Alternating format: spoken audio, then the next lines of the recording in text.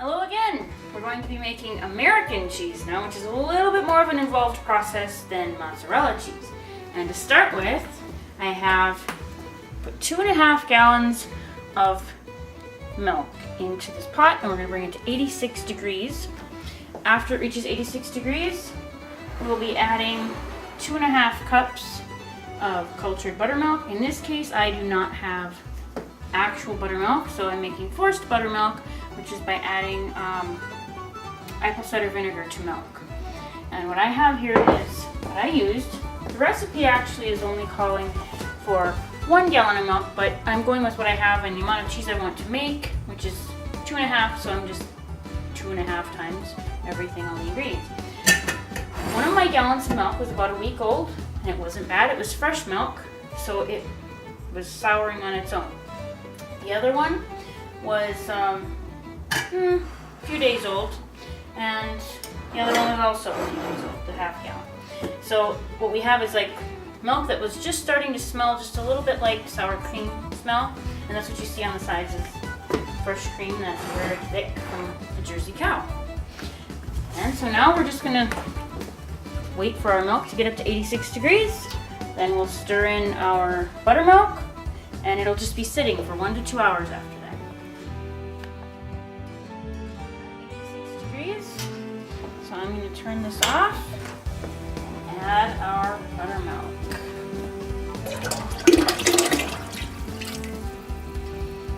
Now what we're going to do is I'm going to let it mix it up.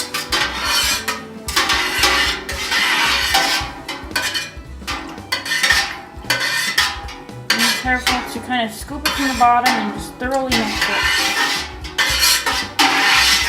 Because in this case, as opposed to when we made mozzarella and added citric acid, the buttermilk is the acid, and we want it thoroughly mixed with the milk. So what we're going to do now is we're going to put a cover on it, and we're going to leave it alone for an hour. See you back in an hour.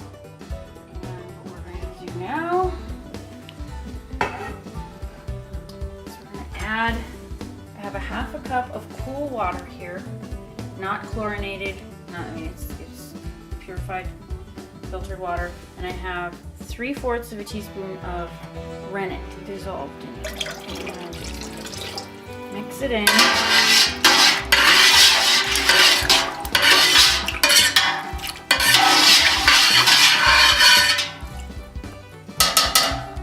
Now what's going to happen is we're going to let it sit for about 5 to 10 minutes, and then we'll come back and check. So we'll see you back in 5. 15 minutes. We've checked it at 5-minute intervals, and you can see in here the results of my checking here. But here we go. We have clean breaking curds, so we're gonna cut it into bars.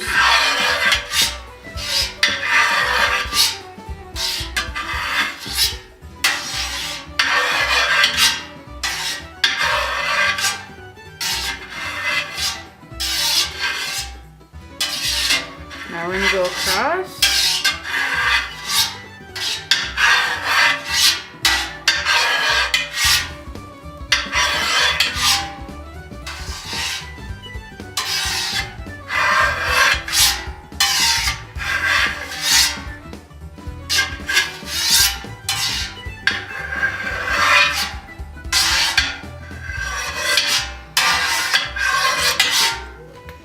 Okay, now what we need to do, now we've cut the curd into bars, is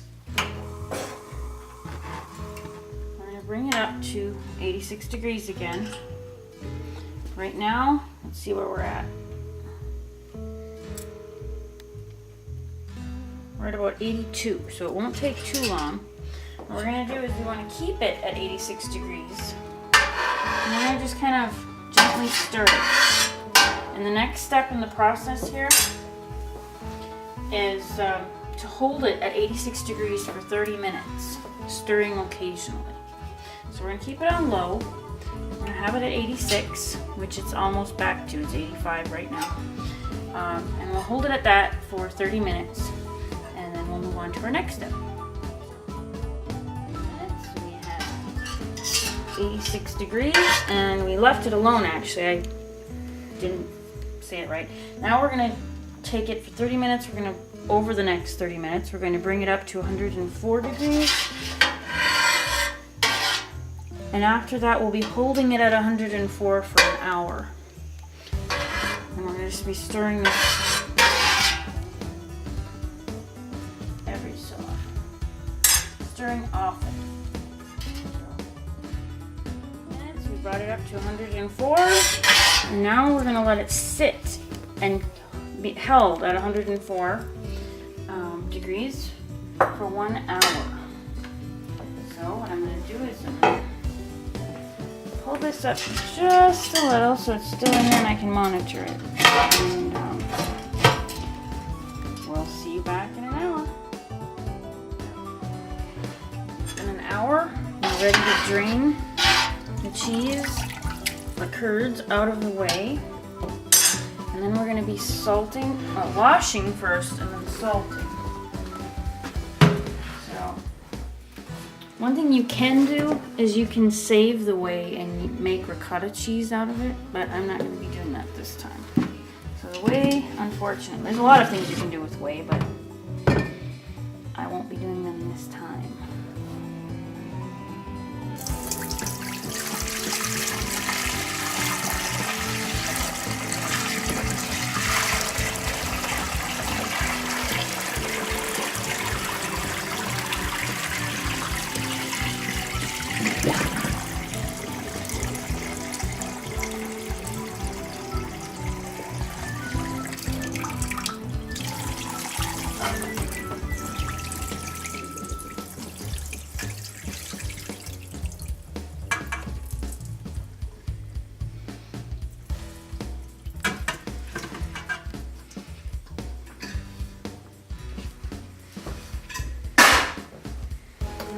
Okay, now what I'm going to do is wash it with cool water. Break up the curds with my hands. I don't want them to be all solid yet.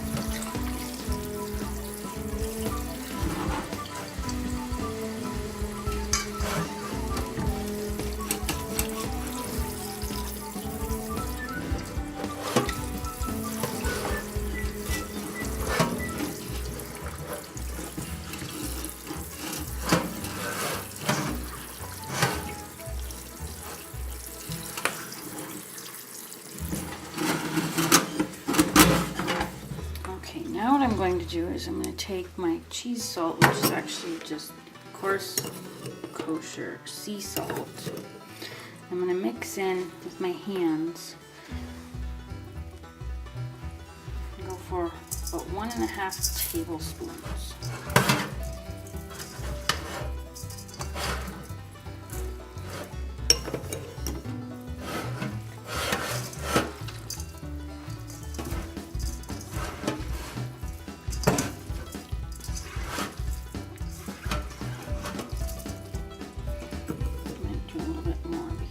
Fresh milk takes a little bit more salt actually than pasteurized milk. So what I'm going to do is I'm going to mix salt into these curds. I'm going to break the curds up into really smaller pieces.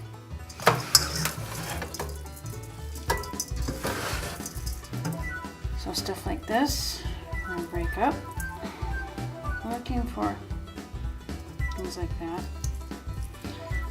just so the salt can work its way into the curds.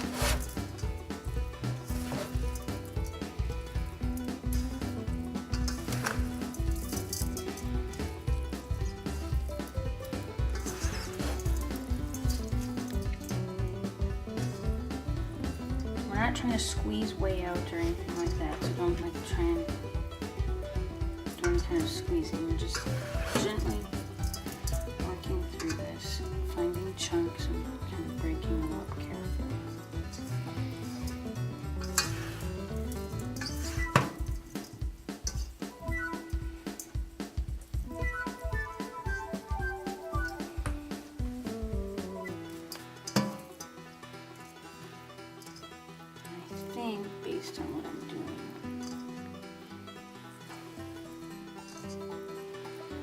take a quick taste test for salt reasons. It's not going to quite taste what you think like right away.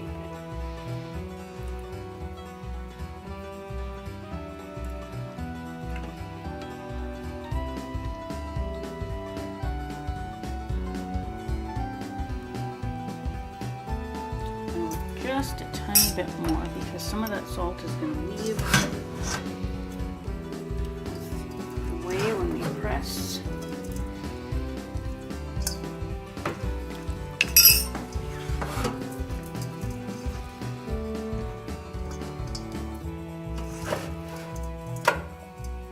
Okay, now what I'm going to do is rinse my hands off.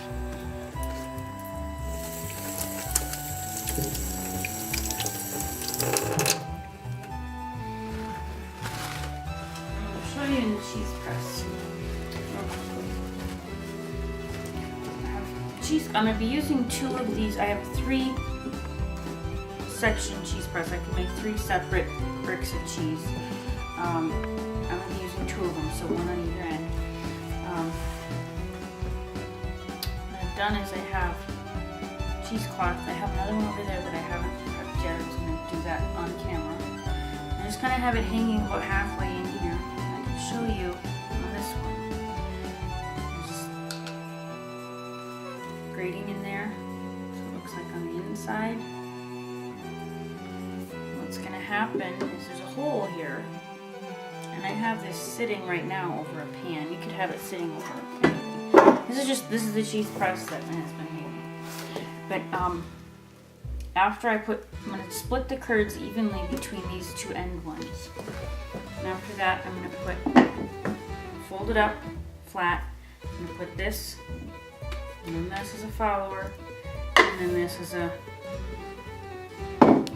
presser. And now you'll see what we're going to do with weights. We have we're going to press the cheese. So here's what we have.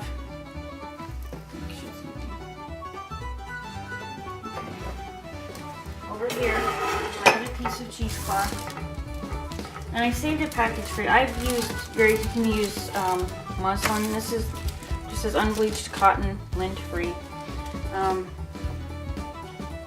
Something that's 100% muslin works quite well as well.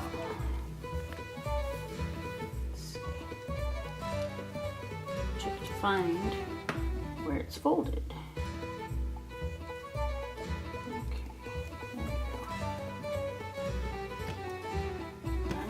Is fold it the other way in half and smooth it out. What you want with cheesecloth is to be as smooth as possible, because any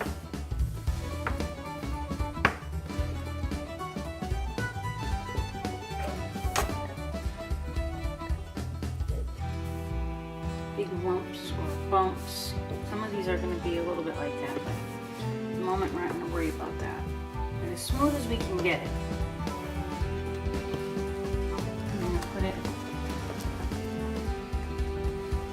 Here, and we're actually going to be taking them out sort of, but in order to fill it as evenly as possible, what I'm going to do is use a 1-cup measure.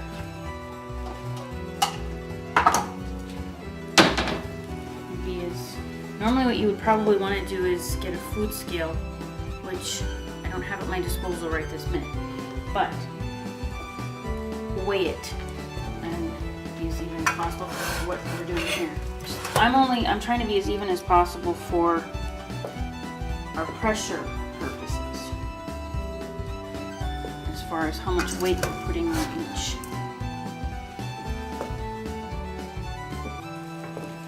Piece of the press.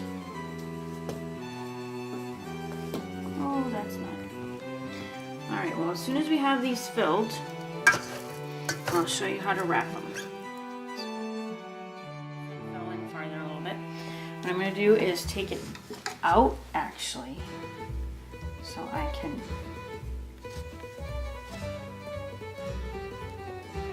wrap it.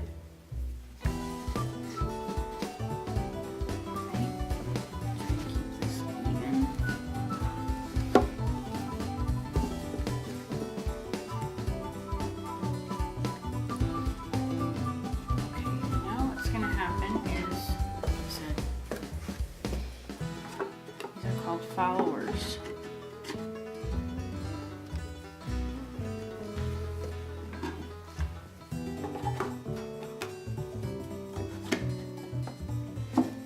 Now,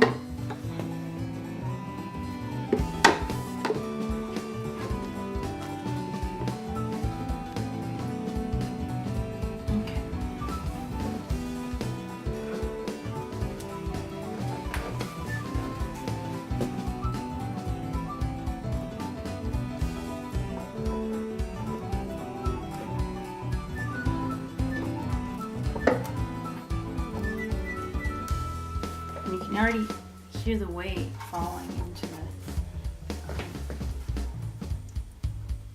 the pan. Now what I'm going to do is we're going to follow it with actual pressure, like pounds of weight. So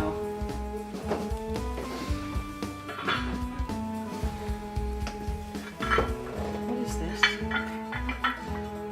What? That one's not all the way.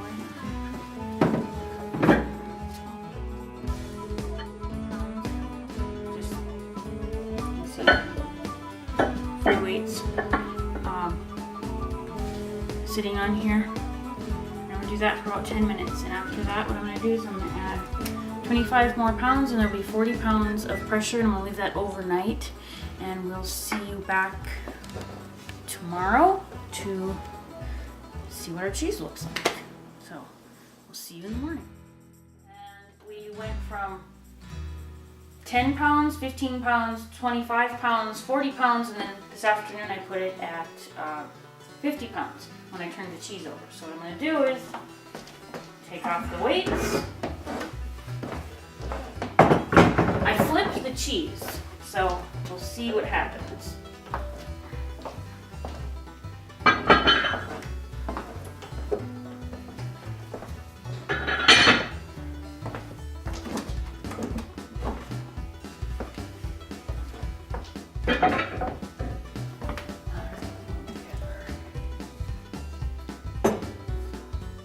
If you want to come and look, there's been whey definitely going down in here. I don't know if you can see that through there, or we should just wait.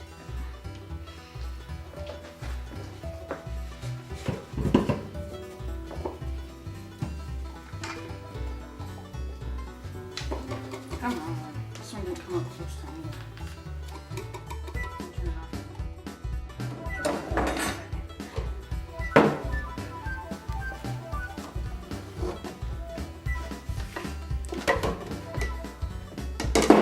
I'd like to real quick down here. What we've got going on. It's the whey that came out with the pressing.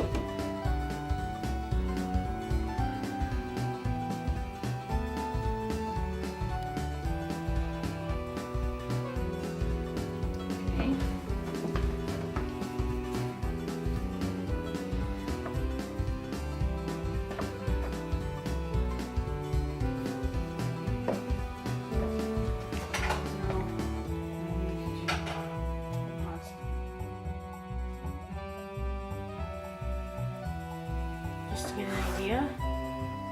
And there you go, right for your sandwich, American cheese. Well done.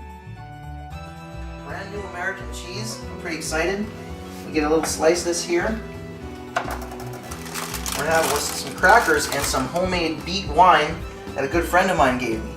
This beet wine is spiced beet wine. It's actually pretty strong, and we're gonna have ourselves a little test cracker here right now. Look at that consistency. That's perfect. It's just nice. Put that on a cracker.